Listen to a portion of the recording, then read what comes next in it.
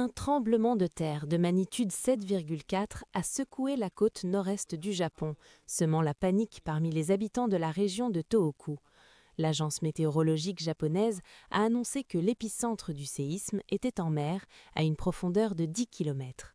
Une alerte au tsunami a été émise dans les préfectures d'Iwate et de Hokkaido, tandis que le diffuseur public japonais NHK a averti que des vagues atteignant jusqu'à 3 mètres de hauteur pourraient frapper la zone dans les heures à venir.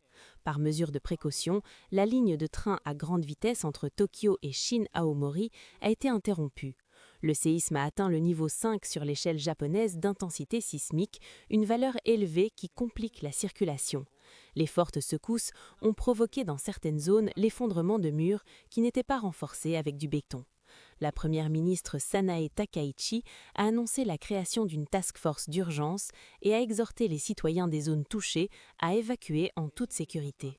L'agence météorologique a publié une carte des zones les plus à risque de tsunami. L'épicentre est marqué d'un X, tandis que les zones en jaune ont une alerte moyenne pour des vagues allant jusqu'à 1 mètre, où les citoyens sont conseillés de s'éloigner du rivage et de ne pas entrer dans l'eau en raison du danger de forts courants.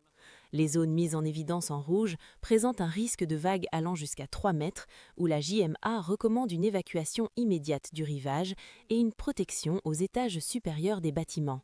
Dans la zone d'alerte jaune se trouve également la ville de Fukushima, ce qui a ravivé le souvenir de la tragédie du 11 mars 2011 lorsqu'un séisme de magnitude 9,0 et un tsunami ont dévasté des parties du nord du Japon, causant plus de 22 000 victimes et forçant 160 000 personnes à évacuer en raison des radiations de la centrale nucléaire de Fukushima Daiichi.